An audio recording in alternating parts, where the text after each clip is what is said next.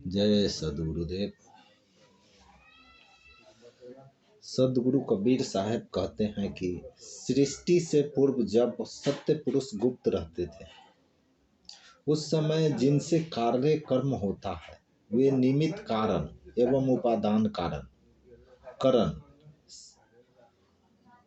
उत्पन्न नहीं किए थे। उस समय गुप्त रूप से कारण और करण संपुष्ट कमल में थे।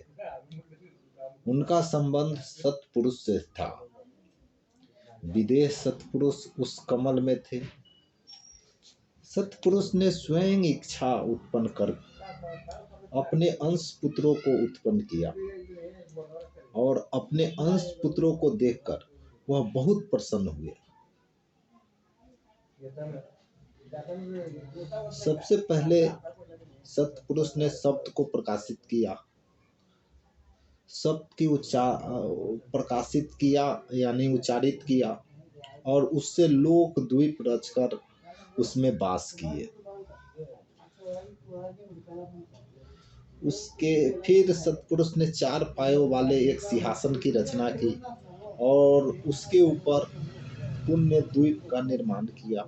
जब सत्पुरुष अपनी समस्त कलाओं को धारण करके उस पर बैठे तब उनसे अगर वासना सुगंध उत्पन्न हुआ, सुगंध प्रकट हुई। सत्पुरुष ने अपनी इच्छा से सब कामना की और उसे 88,000 द्वीपों की रचना किया। उन सभी द्वीपों में वह चंदन जैसी सुगंध समा गई जो बहुत ही अच्छी लगी। सत्पुरुष ने जब दूसरे शब्द को प्रकाशित किया, उससे कुर्म नाम के सूत्र प्रकट हुए और उन्होंने विश्वास करके सत्पुरुष के चरणों को पकड़कर प्रार्थना किया। जब सत्पुरुष ने तीसरे शब्द का उच्चारण किया तो उससे ज्ञान नाम के सूत्र उत्पन्न हुए। चौथे शब्द का जब उन्होंने उच्चारण किया तो विवेक नाम के सूत्र उत्पन्न हुए। 5वें शब्द से निरंजन नाम के सूत्र उत्पन्न हुआ। काल निरंजन अत्यंत तेज अंग भीषण प्रकृति वाला उकर आया। उसी ने अपने उस स्वभाव से सब जीवों को कष्ट दिया है। जीव सत्पुरुष का अंश है। जीव के आदि अंत को कोई नहीं जानता। जीव नित्य अविनाशी है। सत्पुरुष ने जब इच्छा कर मुख से 6ठे शब्द का उच्चारण किया तो सहज नाम के सूत्र पैदा हुए। 7वें शब्द के उच्चारण किए तो संतोष नाम के सूत्र पैदा हुए। जब सत्पुरुष ने 8वें शब्द का उच्चारण किया तो सुरति स्वभाव नाम का सूत्र उत्पन्न हुए।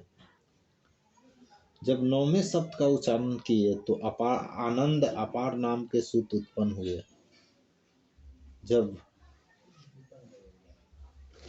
उन्होंने 10वें शब्द का उच्चारण किए, 11वें शब्द का उच्चारण किए तो निष्काम नाम के सूत्र उत्पन्न हुए। 12वें शब्द का उच्चारण किए तो जलरंगी नाम के सूत्र उत्पन्न हुए। 13वें शब्द का उच्चारण किए तो अचिंत नाम का सूत्र उत्पन्न हुए। 14वें से प्रेम नाम के सूत्र उत्पन्न हुए और 15वें से दीनदयाल नाम के सूत्र उत्पन्न हुए और 16वें शब्द के उच्चारण से धीरज नाम के सूत्र उत्पन्न हुए और 17वें शब्द के उच्चारण से योग संतायन नाम के सूत्र उत्पन्न हुए। सत्पुरुष के शब्द से ही उन सूतों के आकार का विकास हुआ और शब्द से ही समस्त द्वीपों का विस्तार हुआ। सत्पुरुष ने अपने प्रत्येक दिव्य अंग पुत्र को अगर अमृत का आहार दिया और प्रत्येक को अलग अलग द्वीप देकर अधिपति बना दिया, वहां का राजा बना दिया। सत्पुरुष के उन अंशों की शोभा एवं कला अनंत है। उनके द्वीपों में सदा माया रहित अलौकिक सुख रहता है। उन अंशों की शोभा मन से परे अद्भुत असीम है और उनकी अनंत कला का वर्णन करके कौन पार पा सकता है। सब पुत्र सत्य पुरुष का ध्यान करते हैं और अमृत आहार का सदा सुख मानते हैं। इस प्रकार सत्पुरुष से 16 सूत्र उत्पन्न हुए। हे धर्मदास, तुम इस आदि सृष्टि के वर्णन को अपने मन में धारण करो। सतपुरुष कबीर साहब कहते हैं कि हे धर्मदास, जीवों को अनंत शोभा क्या कहें, द्वीपों का अनंत शोभा क्या कहें, वह वर्णन करने से नहीं बनती। उनमें सूतों की शोभा गणना कौन कर सकता है। उनकी माप रहित कला अपार एवं अद्भुत है। सत्पुरुष के दिव्य प्रकाश से सभी प्रकार द्वीप प्रकाशित हो रहे हैं। सत्पुरुष के एक ही रोम का प्रकाश करोड़ों सूर्य एवं चंद्रमा के समान है। सत्पुरुष आनंद धाम है। वह शोक मोहादि कोई दुख नहीं है। वहाँ पर शोक मोहादि कोई दुख नहीं है। वहाँ सदैव मुक्त हंसों का विश्राम होता है। सत्पुरुष परमात्मा का दर्शन तथा अमृत का पान होता है। आदि सृष्टि की रचना के बाद बहुत दिन ऐसे ही बीत गए। फिर उसके पीछे ऐसा हुआ कि धर्मदास काल निरंजन ने ऐसा तमाशा किया कि हे धर्मदास, तुम उस चरित्र को समझो, जानो। निरंजन ने सत्पुरुष के ध्यान चित्त लगाकर एक पैर पर खड़े होकर 70 युग तक उनकी सेवा तपस्या की। उसने इस तरह कठिन सेवा तपस्या की, आदि पुरुष परमपिता उसे देखकर प्रसन्न हो गए। तब सत्पुरुष की आवाज वाणी के रूप में प्रकट हुई कि क्या जानकर तुमने मेरी सेवा तपस्या की है। तब काल निरंजन ने सिर झुकाकर कहा कि हे प्रभु, आप मुझे वह स्थान दो मैं जहां जाकर निवास करूं। निरंजन की प्रार्थना सुनकर सत्पुरुष ने आज्ञा दी कि हे पुत्र, तुम वहां जाकर बैठो जहां मानसरोवर द्वीप है। सत्पुरुष की आज्ञा से धर्मदास का मन प्रसन्न होकर किलोल करने लगा और तब वह मानसरोवर की ओर चला। जब वह मानसरोवर द्वीप आया तब फिर से धर्मराज का मन आनंद से भर गया। वहां मानसरोवर पर बैठ निरंजन ने फिर से सत्पुरुष का ध्यान किया और उनकी सेवा तपस्या में फिर से 70 युग तक तपस्या किया। सत्पुरुष के हृदय में दया भर आई। फिर निरंजन की कठिन सेवा तपस्या से पुष्पद्वीप के पुष्प विकसित हो उठे और तब सत्पुरुष की वाणी प्रकट हुई। उनके वचन बोलते ही वहां सुगंध भर उठी। सत्पुरुष ने सहज सुत से कहा, हे सहज, तुम निरंजन धर्मदास के पास जाओ। जब उसने किस लिए ध्यान तप किया है, वह क्या चाहता है, तुम उससे जाकर पूछो। तब सहजसूत सत्पुरुष को सिर झुकाकर चले और धर्मदास के पास पहुंचे। सहज ने प्रेम भाव से कहा कि हे भाई सुनो, तुम्हारी सेवा तपस्या को सत्पुरुष ने स्वीकार कर लिया। अब तुम क्या मांगते हो मुझे कहो। सत्पुरुष ने यह अनुमति दी है। सहज की यह बात सुनकर निरंजन प्रसन्न होकर बोला कि हे सहज, तुम मेरे बड़े भाई हो। मेरी ओर से जाकर सत्पुरुष से प्रार्थना करो कि इतना सा स्थान मानसरोवर मुझे अच्छा नहीं लगता। अब मुझे कहीं किसी बड़े स्थान का स्वामी बना दे। मेरे चित्त में ऐसा मोहानुराग और इच्छा है कि मुझे कोई देश देकर सौभाग्यशाली करे, जिसमें या तो मुझे देवलोक पर अधिकार दे या मुझे एक अलग देश दे।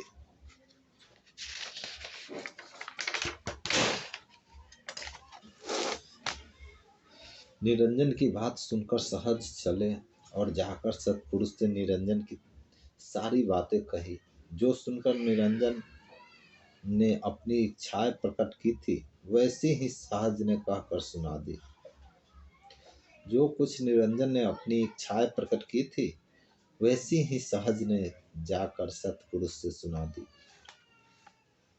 सहज के वचन सुनकर उसी समय सत्पुरुष ने स्पष्ट शब्दों में कहा, हम निरंजन की सेवा तपस्या से पूर्णतः संतुष्ट हैं। वह हमारे वचनों को अपने हृदय में धारण करो। हमने उसे तीनों लोक दिए, उनमें वह अपनी इच्छा के अनुसार शून्य देश बसाए, वहां जाकर वह सृष्टि की रचना करे। हे सहज, तुम निरंजन को जाकर हमारे वचन सुना दो। सत्पुरुष ने कहा, हे सहज, तुम शीघ्र जाओ और जैसा मैंने कहा है निरंजन से कहो कि उसे कहे अनुसार सुनने का राज्य दिया, वहां जाकर वह सृष्टि की रचना करे। निरंजन के पास आकर सहज ने अपनी बात कही। सत्पुरुष ने जैसा कहा था वैसा ही समझाया। सदगुरु कबीर साहब कहते हैं कि हे धर्मदास, निरंजन की सेवा तपस्या देखकर सत्पुरुष ने ऐसी दया की कि उसे क्षण भर में तीनों लोक दे दिए। सहज से यह वचन सुनते ही निरंजन खुशी से भर गया, परंतु उसे प्रसन्नता के साथ कुछ आश्चर्य भी हुआ। यानी इतना सब उसे सरलता से कैसे मिल गया। निरंजन कहता है कि हे प्रिय सहज, मेरी बात सुनो। मैं कैसे और किस प्रकार सृष्टि की रचना करके उसका विस्तार करूं। दयालु सत्पुरुष ने मुझे तीनों लोगों का राज्य दिया है, परंतु मैं सृष्टि के रचने का भेद नहीं जानता। फिर यह कार्य कैसे करूं। जो सृष्टि मन बुद्धि की पहुंच से परे अत्यंत दूर है, वह मुझे रचनी नहीं आती। अतः दया करके मुझे उसकी युक्ति बताई जाए। हे भाई सहज, मैं तुझ पर न्यौछावर हूँ। तू मेरी ओर से सत्पुरुष को मेरी यह विनती करो। हे भाई, जो आज्ञा मिली है उसके अनुसार किस प्रकार रचना 9 खंड बनाओ। मेरे सत्पुरुष स्वामी वही साजो सामान दे जिससे जगत सृष्टि की रचना हो। निरंजन की विनती सुनकर उसी समय सहज सत्यलोक चले गए और वहां जाकर सत्पुरुष को बारंबार दंडवत कर प्रणाम किया। दंडवत प्रणाम करने के बाद सहज ने सत्पुरुष ने कहा, अरे सहज, तुम यहाँ कैसे आए, वह बात तुम हमें कह सुनाओ। सत्पुरुष कबीर साहेब धर्मदास जी को कहते हैं कि तब सहज ने निरंजन की बात सत्पुरुष को कही, तो कुछ निरंजन ने सहज से कहा था वह सब निरंजन ने जैसा विनती सत्पुरुष से की थी वैसे ही सारी बातें जाकर सहज ने सुना दी सत्पुरुष से। सहज की बातें सुनकर उसी समय सत्पुरुष ने सहज को आज्ञा दी और सहज से कहा कि तुम हमारा वचन सुनो। कुर्म के पेट के अंदर सृष्टि रचना का सब साजो सामान है, उसे लेकर निरंजन अपना कार्य करे। उसके लिए वह निरंजन कुर्म के पास जाकर विनती करे और उससे सामने सिर झुकाकर मांग ले। फिर सहज निरंजन के पास गया और उसके सामने सत्पुरुष की आज्ञा प्रकट की। सत्पुरुष की आज्ञा अनुसार कुर्म से जाकर विनती करो और सिर झुकाकर उससे सृष्टि रचना का सब साजो सामान मांग लो। जब तुम कुर्म के पास जाकर सिर झुकाओगे तो वह तुम पर बहुत कृपा करेंगे, तब उनसे सब साजो सामान पाओगे।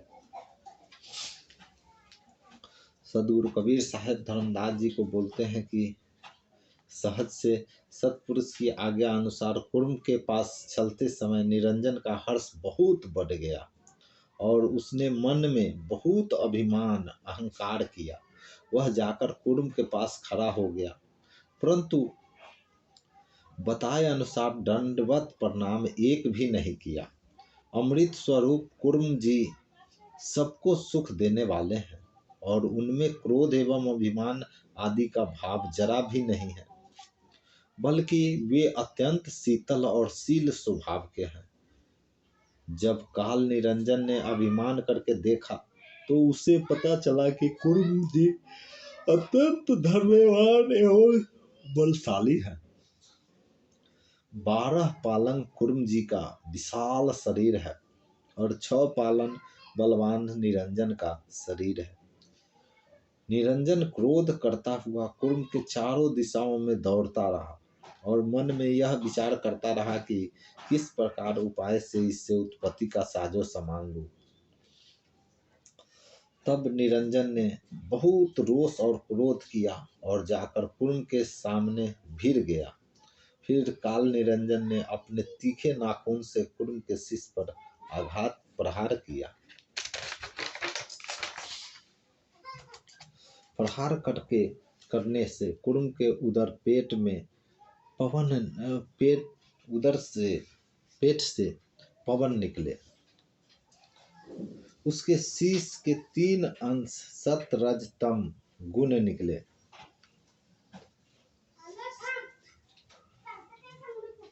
आगे जिनके वंश ब्रह्मा विष्णु और महेश हुए। 5 तत्व धरती आकाश आदि 5 तत्व चंद्रमा सूर्य तारों का समूह उनके उदर में थे। उसके आघात से पानी अग्नि चंद्रमा एवं सूर्य निकले। पृथ्वी को ढकने के लिए आकाश निकला। फिर उसके उदर में पृथ्वी को थामने उठाने वाला बराह शेषनाग और मत्स्य निकले। फिर पृथ्वी सृष्टि का आरंभ हुआ। जब काल निरंजन ने कुर्म का शीश काटा तभी उस स्थान से उसके रक्त जल के स्रोत बह चले। जब उसके रक्त में स्वेद एवं जल मिला तो उससे समुद्र बना तथा 49 कोटि पृथ्वी का निर्माण हुआ। जैसे दूध पर मलाई पड़ जाती है ऐसे ही जल पर पृथ्वी ठहर गई। बराह के दांत पृथ्वी के मूल में रहे। पवन प्रचंड था और पृथ्वी स्थूल थी। आकाश को अंडा स्वरूप समझो। उसके बीच में पृथ्वी स्थित मानो। कुर्म के उदर में कुर्म सूत उत्पन्न हुए। उस पर शेष नाग एवं बराह का स्थान है। शेष नाग के सिर पर पृथ्वी को समझो। निरंजन के चोट करने से कुर्म बरियाया आवाज किया। सृष्टि रचना का सब साजो सामान कुर्म के उदर के अंडे में था, परंतु वह कुर्म के अंश से अलग था। आदि कुर्म सत्यलोक के बीच में रहता था। निरंजन के आघात से पीड़ित होने पर फिर से उसने सत्य पुरुष का ध्यान किया। सत्पुरुष से शिकायत करते हुए कुर्म ने कहा कि काल निरंजन ने मेरे साथ दुष्टता की है। उसने मेरे ऊपर अपने कला कौशल का बल प्रयोग किया है। उसने मेरे पेट को फाड़ डाला है। आपकी आज्ञा जानते हुए भी उसने उसका जरा सा भी पालन नहीं किया है।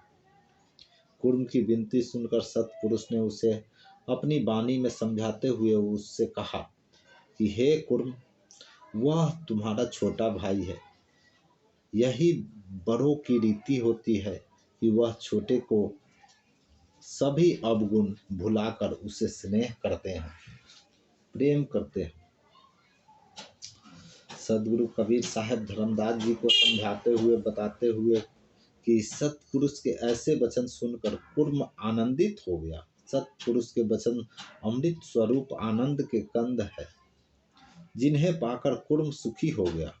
और काल निरंजन ने फिर से सत्पुरुष का ध्यान किया। उसने अनेक युगों तक उनकी सेवा तपस्या की। निरंजन ने अपना स्वार्थ जानकर स्वयं को सेवा तपस्या में लगाया था। सृष्टि रचना को लेकर वह बैठकर पछताया। धर्मराय ने विचार किया कि तीनों लोकों का विस्तार कैसे और कहाँ तक किया जाए।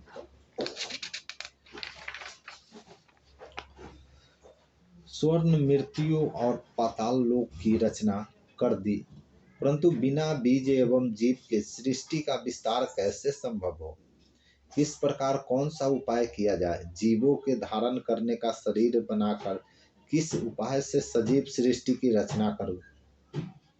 सत्पुरुष की सेवा तपस्या करके सब विधि मांगनी चाहिए, जिसके द्वारा सृष्टि का विस्तार करके इस तीनों लोकों पर मेरा अधिकार हो। ऐसा विचार कर वह हठ पूर्वक सत्य पुरुष का ध्यान करने लगा। तब वह एक पैर पर खड़ा होकर फिर तपस्या करने लगा और 64 युगों तक इसी प्रकार तपस्या किया। दयालु सत्य पुरुष स्वामी निरंजन की श्रेष्ठ सेवा भक्ति के वश में हो गए। उन्होंने सहज से कहा कि अब वह क्या नई मांग करता है। हे सहज, तुम फिर से निरंजन के पास जाओ और जो वो मांगता है उसे दे दो। उससे कहो कि वह हमारे वचनों का आज्ञा के अनुसार सृष्टि की रचना करे और छल का त्याग कर दे। जब सत्पुरुष ने सहज को निरंजन के पास जाने को आज्ञा दी तो सहज सत्पुरुष को सिर झुकाकर चल पड़े। वहां पहुंच गए जहां निरंजन थे। निरंजन तपस्या कर रहे थे। सहज को देखते ही धर्म बहुत हर्षित हो गया। निरंजन बहुत खुशी से झूम उठा और वह एक भली भांति समझ गया कि सत्पुरुष मेरी सेवा तपस्या के वश में हैं। तभी उन्होंने सहज को यहाँ भेजा है। सहज ने कहा कि हे निरंजन, सुनो और बताओ कि अब किस कारण से तुमने अपने आप को सेवा तपस्या में लगाया हुआ। तब निरंजन ने सहज के सामने सिर नवाकर कहा, मुझे वह स्थान दो जहाँ पर जाकर मैं बैठ जाऊं। तब सहज ने निरंजन को स्पष्ट शब्दों में कहा कि हे निरंजन, सुनो, तुम्हें सत्पुरुष ने पहले ही सब कुछ दे दिया है। कूर्म के उदर से निकलकर जो कुछ भी आया है उसे तुम्हें देने के लिए सत्पुरुष ने कह दिया था। तीनों लोगों की राज्य को तुम्हें दे दिया है। अब तुम प्रसन्न होकर साजो सामान को सृष्टि की रचना करो। साजो सामान से सृष्टि की रचना करो। सहज की बात सुनकर तब निरंजन ने विनती की कि मैं कैसे क्या बनाकर रचना करूं। आप मेरी ओर से सत्पुरुष को दोनों हाथ जोड़कर कहो कि मैं आपका सेवक हूँ और दूसरी बात नहीं जानता। निरंजन ने फिर कहा कि आप जाकर सत्पुरुष से मेरी विनती करो कि मेरे अपना सारा खेत बीज दे दे। मैं रात दिन केवल सत्पुरुष का ध्यान करता हूँ। मैं एक मात्र उन्हीं का सेवक हूँ, दूसरे को नहीं मानता। आप जाकर सत्पुरुष से मेरी यह वाणी कहो कि मुझे अपना सेवक मानकर रचना की अमर निशानी जीव बीज दे। सदगुरु कबीर साहब धर्मदास को समझाते हुए कहते हैं कि जो कुछ निरंजन राव ने कहा था वह सब सहज ने सत्पुरुष को जाकर सुनाया। जब सत्पुरुष ने आज्ञा दी तो सहज पूरा सुख देने वाले अपने सुखासन दीप चले गए। सत्पुरुष दयालु तो सेवा भक्ति के वश में हैं और वे अपने सेवक के गुण अवगुण को मन में नहीं लाते। वे महान कृपा करने वाले हैं। उस समय सत्पुरुष ने इच्छा व्यक्त की। उनकी इच्छा से अष्टांगी नाम की कन्या उत्पन्न हुई। वह कन्या 8 भुजाओं की होकर आई और वह सत्पुरुष के बाएं अंग की ओर जाकर खड़ी हो गई।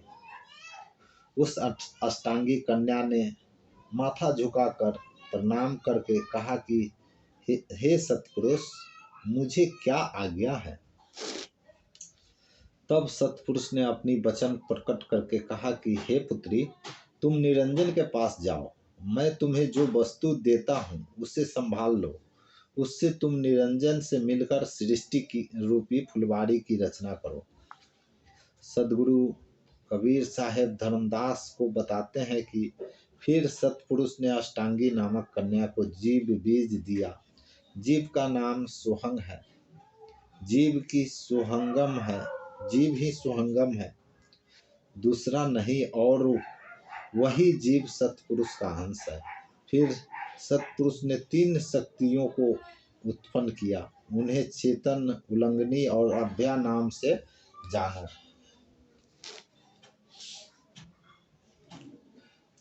जब सत्पुरुष निरंजन की सेवा भक्ति के वश में हुए तब उन्होंने निरंजन के लिए अष्टांगी को दिया। उन्होंने अष्टांगी को निरंजन के पास मानसरोवर द्वीप जाने की को कहा और कहा कि निरंजन को पहचान कर यह जीव बीज दे दो।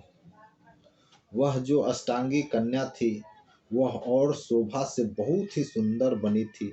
सत्पुरुष ने कहा कि कन्या तुम मानसरोवर जाओ और अत्यधिक सृष्टि की रचना करो। सत्पुरुष ने 84 लाख जीवों का मूल बीज अष्टांगी को साथ देकर भेजा और उससे कहा कि जाओ सिरजब सृष्टि की रचना करो। तब अष्टांगी कन्या उन्हें सिर झुकाकर निरंजन के पास चल दी। यह सब जीव बीज आदि कुमारी अष्टांगी को दिया और वह नारी मानसरोवर चल गई। उसी क्षण सत्पुरुष ने सहज को पुकारा तो सहज दौड़ते हुए सत्पुरुष के पास आए। सत्पुरुष ने कहा, हे सहज, तुम निरंजन के पास जाकर उससे कहो कि सत्पुरुष से तुम जो वस्तु चाहते थे वह तुम्हें दे दी है। जीव बीज तुम्हारे पास भिजवा दिया है। अब जैसे तुम्हारे मन को अच्छी लगे वैसे सुंदर सृष्टि की रचना करो। मानसरोवर में जाकर रहो, वहीं से ही सृष्टि का आरंभ होना है।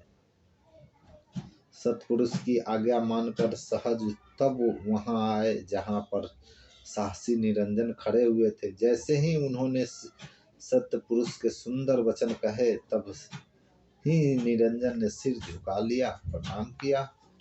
सहज ने सत्पुरुष के वचन सुनाकर निरंजन उसी समय अहंकार से भर उठा और फिर निश्चिंत होकर मानसरोवर में जाकर विराजमान हो गया। जब वह वहां पर सुंदर कामिनी को आते हुए देखा तब निरंजन का मन प्रसन्नता से भर गया। अष्टांगी कामिनी की सौंदर्य कला को देखकर निरंजन मुग्ध हो गए। उसकी सुंदरता की कला तथा अंत नहीं था, वह अनंत थी। निरंजन मन मुग्ध होकर उस अनुपम सौंदर्य को देखता रहा। अष्टांगी के अंग और संपूर्ण शरीर की असीम सुंदरता को देख देख कर निरंजन व्याकुल हो गया। सदगुरु कबीर साहब कहते हैं कि धर्मदास काल निरंजन का क्रूर स्वभाव सुनो। वह अष्टांगी कन्या को निगल गया। जब अन्यायी काल निरंजन अष्टांगी कन्या का आहार करने लगा तब उसके प्रति उस अष्टांगी कन्या के मन में बहुत आश्चर्य हुआ। जब वह निगल रहा था उसी क्षण अष्टांगी कन्या ने सत्पुरुष को पुकारा, काल निरंजन ने मुझे अपना आहार बना लिया। अष्टांगी कन्या की पुकार सुनकर तभी सत्पुरुष ने मन में उसके प्रति दया भर आई और यह सोचा कि काल निरंजन तो बहुत कठोर अन्यायी है। इस कन्या की तरह ही निरंजन को से पीड़ित होकर पहले भी कुर्म ने विविधता पूर्वक सत्पुरुष का ध्यान किया था। काल निरंजन ने मुझ पर बलपूर्वक अधिकार कर लिया है और उसने मेरे 3 शिष्य खा लिए हैं। सत्पुरुष आप मेरे दुख को समझते हुए मुझ पर दया कीजिए।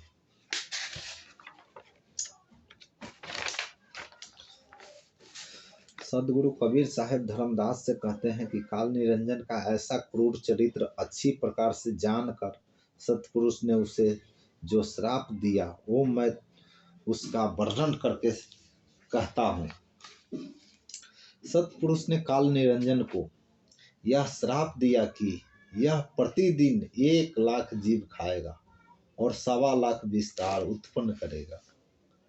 फिर सत्पुरुष ने उस समय विचार किया कि किसी प्रकार वह काल निरंजन को मिटा डाले, क्योंकि काल निरंजन बहुत ही कठोर एवं भयंकर है।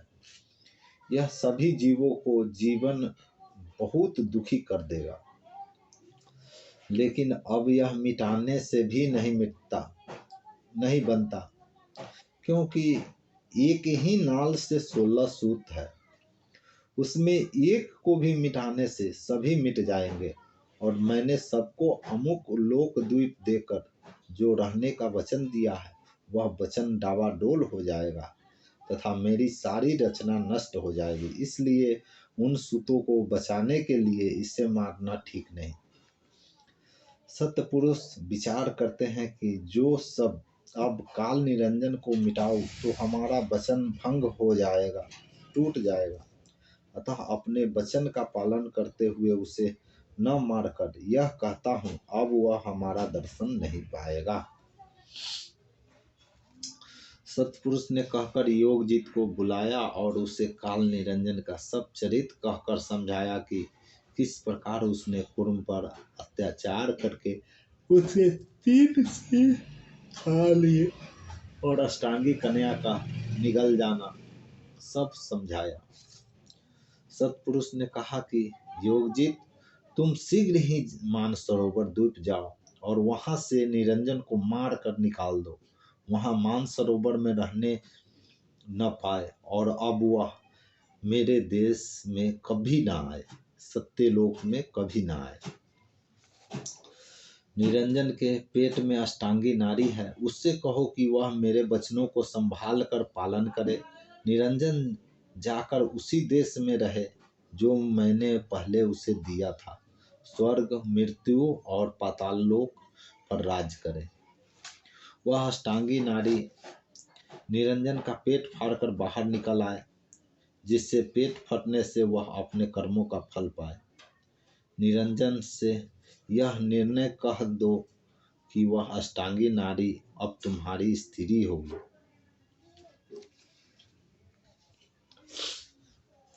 सदगुरु कबीर साहब कहते हैं कि योगजीत सत्पुरुष को शीश नवाकर प्रणाम करके चले और मानसरोवर जा पहुँचे। जब निरंजन ने योगजीत को वहां देखा तो उसी समय अत्यंत भयंकर रूप हुआ। काल निरंजन ने योगजीत से पूछा, यहाँ आए हो, तुम कौन हो? किसने तुम्हें आज यहाँ भेजा? योगजीत ने निरंजन को पुकार कर ऐसा कहा कि अरे निरंजन, तुम नारी को ग्रास खा गए हो, इसलिए सत्पुरुष ने मुझे यह आज्ञा दी है कि मैं तुम्हें यहाँ से शीघ्र ही निकालूं। योगजीत ने निरंजन के पेट में समाई हुई अष्टांगी कन्या से कहा, हे अष्टांगी नारी, तुम पेट में क्यों रहती हो? तुम वहां ठहर कर सत्पुरुष के तेज का सुमिरन करो और पेट फाड़कर बाहर आ जाओ। सत्पुरुष कबीर साहब धर्मदास जी को बताते हैं कि योगजीत की बात सुनकर निरंजन को क्रोध से हृदय जलने लगा और वह योगजीत के साथ भिड़ गया। तब योगजीत ने सत्पुरुष का ध्यान किया, जिससे सत्पुरुष का प्रताप और तेज उसके हृदय में आ गया। उस समय सत्पुरुष ने योगजीत को आज्ञा दी कि निरंजन के माथे के बीच में जोर से घुस्सा मारे। योगजीत ने फिर वैसा ही किया जैसा सत्पुरुष ने आज्ञा दी थी। योगजीत ने निरंजन को बांह से पकड़कर उठाकर दूर फेंक दिया तो वहां से सत्यलोक के मानसरोवर द्वीप से अलग जाकर दूर गिर पड़ा। सत्पुरुष से डरता हुआ वह संभल कर उठ खड़ा हुआ। फिर अष्टांगी कन्या निरंजन के पेट से निकली और काल निरंजन को देखकर वह बहुत डर गए। वह यह सोचने लगी कि अब मैं वह देश नहीं देख सकूंगी। मैं न जाने किस प्रकार यहाँ आकर गिर पड़ी, यह कौन बताए। निरंजन से कामनी अष्टांगी सकपक घबरा रही थी, सशंकित हो रही थी। वह निरंजन से बहुत डरी हुई है। वह उसे शीश नवा रही है और खड़ी हुई आसपास देखती है। निरंजन कहता है कि हे आदि कुमारी, सुनो, अब तुम मुझसे मत डरो। सत्पुरुष ने तुम्हें मेरे काम के लिए रचा बनाया है। हम तुम दोनों एकमति होकर सृष्टि की रचना करें। मैं पुरुष हूँ और तुम मेरी स्त्री हो, अतः तुम मेरी एक बात मान लो। अष्टांगी निरंजन से कहती है कि तुम कैसी वाणी बोलते हो? मैं तो तुम्हें सबसे पहले ज्येष्ठ भ्राता भाई जानती हूँ। फिर वह कन्या कहती है, हे भ्राता, इस प्रकार जानते समझते हुए तुम मुझसे ऐसी बात मत करो। जब तुमने मुझे अपने पेट में डाल लिया था, उससे उत्पन्न होने पर अब मैं तो तुम्हारी पुत्री हो गई। बड़े भाई का रिश्ता तो पहले से ही है। अब तो तुम मेरे पिता भी हो गए।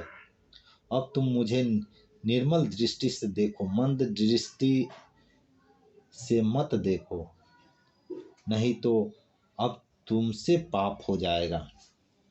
निरंजन कहता है, हे भवानी सुनो, यह मैं तुम्हें सत्य समझाकर अपनी पहचान कराता हूँ। कहता हूँ, पाप पुण्य के डर से मैं नहीं डरता, क्योंकि पाप पुण्य का मैं ही कराने वाला हूँ। पाप पुण्य मुझसे ही होंगे और मेरा हिसाब लेखा कोई नहीं लेगा। पाप पुण्य को मैं ही फैलाऊंगा, जो उसमें फंस जाएगा वही मेरा होगा। इसलिए मैं तुम्हें समझाकर कहता हूँ कि मेरी सीख को सिर पर चढ़ा लो। जो मैं कहता हूँ उसे मान लो। सत्पुरुष ने मुझे कह समझाकर तुझे दिया है, अतः हे भवानी तुम मेरा कहा मान लो। सदगुरु कबीर साहब कहते हैं, धर्मदास जी बताते हैं कि निरंजन की ऐसी बातें सुनकर अष्टांगी हंस दी। दोनों एक मती होकर एक दूसरे के रंग में रंग गए। अष्टांगी मीठी वाणी से रहस्यमय वचन बोली और नीच बुद्धि उस स्त्री ने विषय भोग की इच्छा प्रकट की। उसके रति विषय के रहस्यमय वचन सुनकर निरंजन प्रसन्न हुआ और उनके मन में विषय भोग करने की इच्छा जाग उठी। दोनों निरंजन और अष्टांगी परस्पर क्रिया में लग गए। जब कहीं चैतन्य सृष्टि का विशेष प्रारंभ हुआ था, सदगुरु कबीर साहब कहते हैं कि हे धर्मदास, तुम चैतन्य की आदि उत्पत्ति का यह भेद सुनो, जिसे भ्रमवश कोई नहीं जानता। उन दोनों ने 3 बार रति क्रिया की, जिससे ब्रह्मा, विष्णु और महेश हुए। उसमें ज्येष्ठ ब्रह्मा, उससे छोटे विष्णु और उससे तीसरे शंभु महेश उत्पन्न हुए, शंकर उत्पन्न हुए। इस प्रकार अष्टांगी और निरंजन का रति प्रसंग हुआ। उन दोनों के ने एक मति होकर भोग विलास किया, तब उससे आदि उत्पत्ति का प्रकाश हुआ।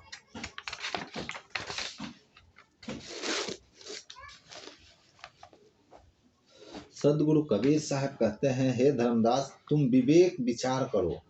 इसका पूर्व के ऐसा उल्लेख वर्णन हो चुका है कि अग्नि, पवन, जल, पृथ्वी और प्रकाश कूर्म के उदर में प्रकट हुए। उसके उदर से ये 5 अंश लिए तथा उसके तीनों सिर काटने से 3 गुण सत, रज और तम प्राप्त हुए। इस प्रकार 5 तत्व और 3 गुण के प्राप्त होने पर तब निरंजन ने सृष्टि की रचना की। सदगुरु कबीर साहब धर्मदास से कहते हैं, परस्पर रति प्रसंग में निरंजन ने अष्टांगी देवी को गुण एवं तत्व समान करके दिए और अपने अंश उत्पन्न किए। 5 तत्वों और 3 गुणों को इस प्रकार देने से उसने संसार की रचना की। वीर्य शक्ति की पहली बूंद से ब्रह्मा हुए और उन्हें रजोगुण एवं 5 तत्व दिए। दूसरी बूंद से विष्णु जी हुए और उन्हें सत्वगुण एवं 5 तत्व दिए। तीसरी बूंद से रुद्र शंकर जी उत्पन्न हुए और उन्हें तमोगुण तथा 5 तत्व दिए संपन्न किया। 5 तत्व और 3 गुण के मिश्रण से 3 जन ब्रह्मा, विष्णु और महेश के शरीर की रचना हुई। इसी प्रकार सब जीवों के शरीर का रचना हुई। उससे ये 5 तत्व और 3 गुण परिवर्तनशील एवं विकारी होने से बार बार सृजन, प्रलय, जन्म, मरण होता है। सृष्टि की रचना के इस आदि रहस्य को वास्तविक रूप में कोई नहीं जानता।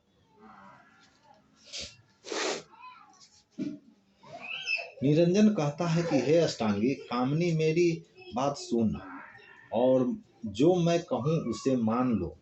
अब जीव बीज तुम्हारे पास है, उसके द्वारा सृष्टि रचना का प्रकाश करो। निरंजन पुनः कहता है कि हे रानी सुन, अब मैं कैसा क्या करूं। आदि भवानी ब्रह्मा विष्णु और महेश तीनों पुत्र तुमको सौंप दिए हैं। अब मैंने तो अपना मन सत्पुरुष की सेवा भक्ति में लगा दिया है। तुम इन तीनों बालकों को लेकर राज करो, परंतु मेरा भेद किसी से न कहना। मेरा दर्शन ये तीनों पुत्र नहीं कर सकेंगे, चाहे मुझे खोजते खोजते अपना जन्म क्यों न समाप्त कर दे। सोच समझकर सब लोगों को ऐसा मत सुदृढ़ करना कि जिससे सत्य पुरुष की भेद कोई प्राणी न जाने। जब ये तीनों पुत्र बुद्धिमान हो जाए तब उन्हें समुद्र मंथन का ज्ञान देकर समुद्र मंथन के लिए भेजना। सदगुरु कबीर साहब धर्मदास को बताते हुए निरंजन ने अष्टांगी देवी को बहुत समझाया बुझाया और फिर अपने आप गुप्त हो गया। उसने शून्य गुफा में निवास किया। जीवों को हृदय आकाश रूपी शून्य गुफा में रहता है। उसका भेद कौन ले सकता है। वह गुप्त होकर भी सबके साथ है। जो सबके भीतर है वह मन को ही निरंजन जानो। जीवों के हृदय में रहने वाला वह मन निरंजन सत्य पुरुष परमात्मा के रहस्यमय ज्ञान के प्रति संदेह उत्पन्न कर उसे मिटाता है और अपने मत से सभी को अपने वशीभूत करता हुआ वह स्वयं को प्रकट करता रहता है। सब जीवों के हृदय में बसने वाला मन काल निरंजन का ही रूप है।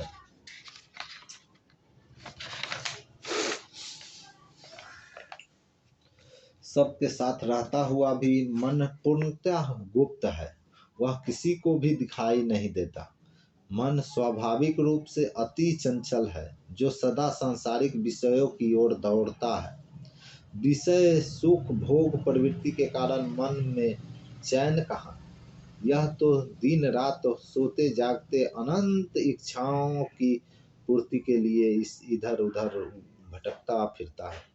मन के वशीभूत होने के कारण ही जीव अशांत व दुखी होता है। इसी कारण उसका पतन भी होता है, जिसके कारण वह जन्म मरण के बंधन में पड़ा रहता है। जीव का मन ही उसके दुखों एवं भोगों जन्म मरण का कारण है। जीव का मन ही उसके दुखों भोगों एवं जन्म मरण का कारण है।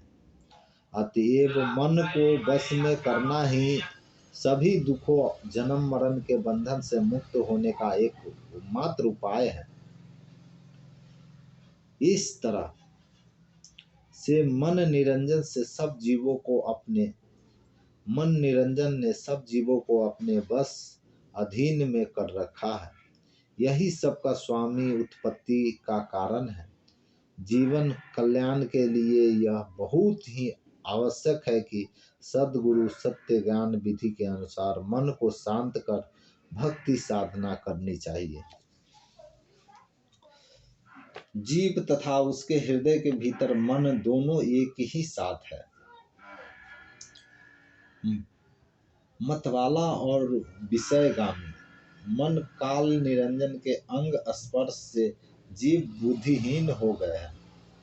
इसी से अज्ञानी जीव कर्म अकर्म के करते रहने से तथा उसका फल भोगते रहने के कारण ही उनका जन्म जन्मांतर तक उद्धार नहीं हो पाता।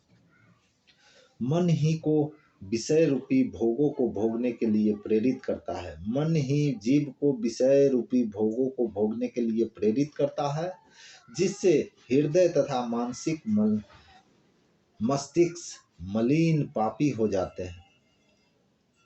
उस समय उसे अच्छे बुरे का कोई ज्ञान नहीं रहता और अज्ञानता के वशीभूत होकर वह पाप कर्म करने लग जाता है। यह मन काल जीव को सताता परेशान करता है। यह इंद्रियों को प्रेरित कर विभिन्न प्रकार के पाप कर्मों में लगाता है। यह स्वयं पाप पुण्य के कर्मों की काल उचाल चलाता है और फिर जीव को दुख दंड देता है। यह मन काल स्वयं ही जीव से पाप पुण्य आदि कर्म कराकर फिर जीव को उसका दंड देता है।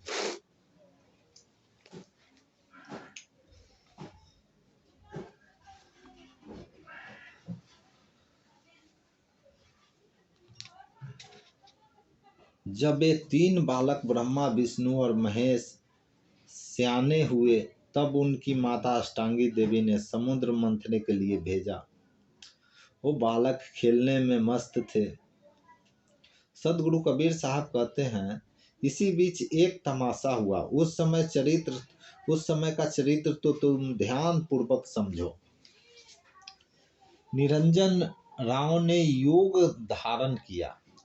उसमें उसने पवन खींचकर पूरक प्राणायाम आरंभ कर पवन ठहराकर सांस रोककर कुंभक प्राणायाम बहुत अधिक किया। फिर जब निरंजन कुंभक त्याग कर रेचक किया तो पवन रहित हुआ।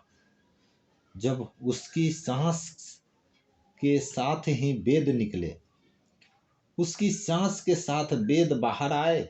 वेद उत्पत्ति के इस रहस्य को सही रूप से कोई बिरला विद्वान ही जानेगा।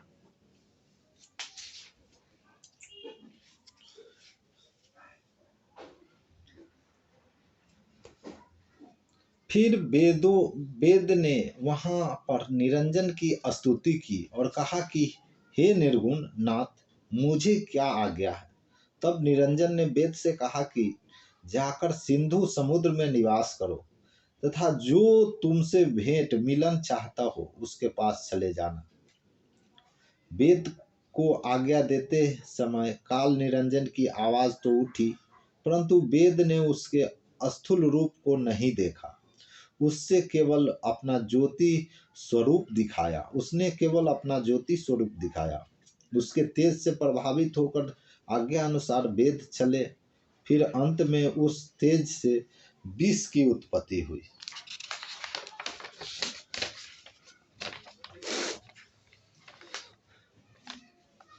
चलते हुए वेद वहां पर जा पहुंचे जहां पर निरंजन ने सिंधु रचा था।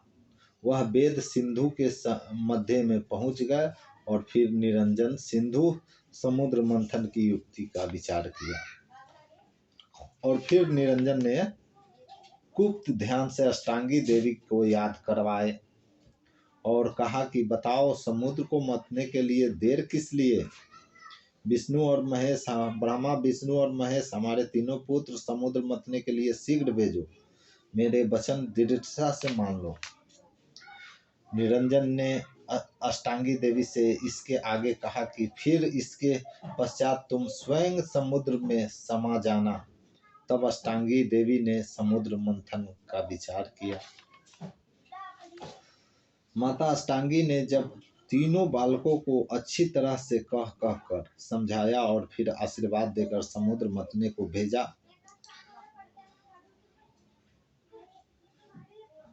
फिर समुद्र मंथन से अनमोल वस्तुएं प्राप्त हुए। इसी प्रकार इसीलिए तुम अति शीघ्र वहां जाओ। तब माता की सीख मानकर ब्रह्मा चल पड़े और फिर उनके पीछे दोनों छोटे भाई भी चल दिए। भोले भोले तीनों पुत्र खेलते हुए चल दिए। जैसे ही हंस के सुंदर बालक हो खेलते चलते थे, एक को छोड़कर फिर एक हाथ पकड़कर ये धरती पर चलते समय उनकी लटपट चाल प्यारी है। क्षण में वे दौड़ते, क्षण में स्थिर रहते। ऐसा करते हुए वे समुद्र के पास जाकर खड़े हो गए। एक दूसरे को देखते हुए वे समुद्र मथने का उपाय सोचते हैं। तब तीनों ने जाकर समुद्र मंथन किया।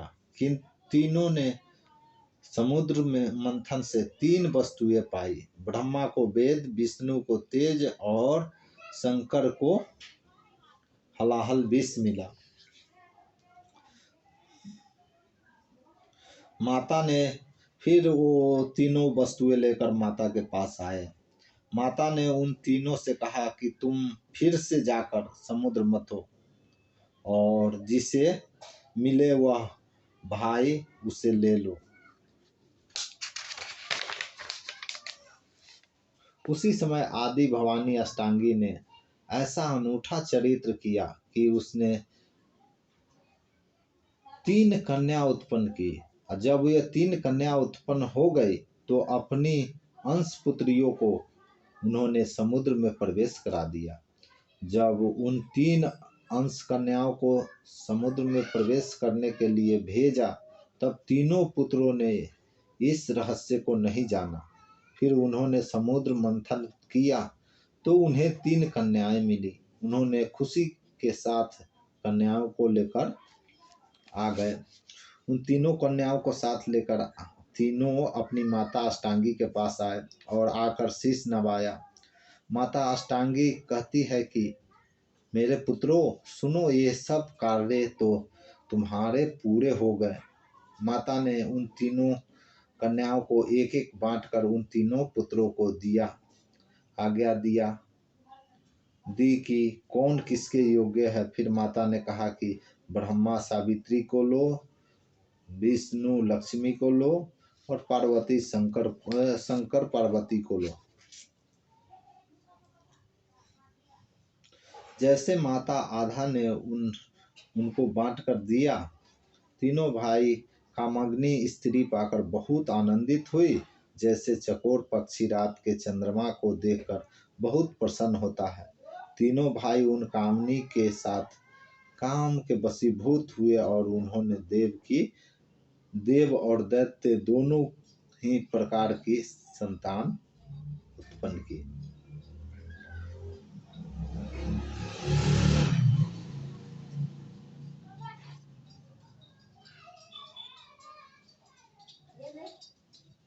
देव और दैत्य दोनों प्रकार की संतान उत्पन्न किए।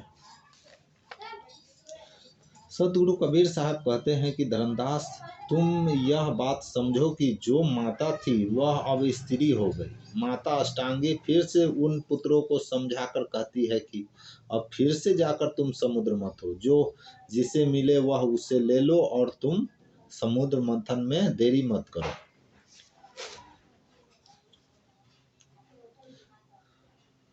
फिर से उन्होंने संकल्प किया और हमारी माता ने जो कुछ कहा है उसे हम जाकर पूरा करते हैं। उन्होंने समुद्र मथा, कुछ भी देरी नहीं की। उसमें से 14 रत्न निकले, ये उन्होंने ले लिए।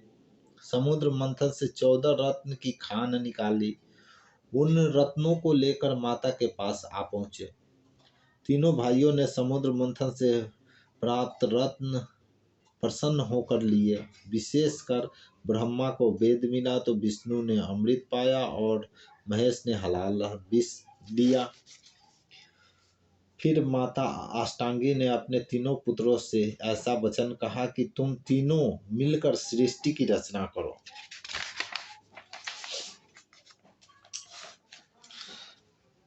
अंडज खानी की उत्पत्ति एवं माता अष्टांगी ने की और पिंडज खानी की ब्रह्मा ने उत्पन्न की। उष्मज खानी को विष्णु तथा अस्थावर खानी को शिव ने उत्पन्न की और उसका विकास किया। उन्होंने 84 लाख योनियों की रचना की और उनके अनुसार आधा जल तथा आधा थल पृथ्वी बनाया।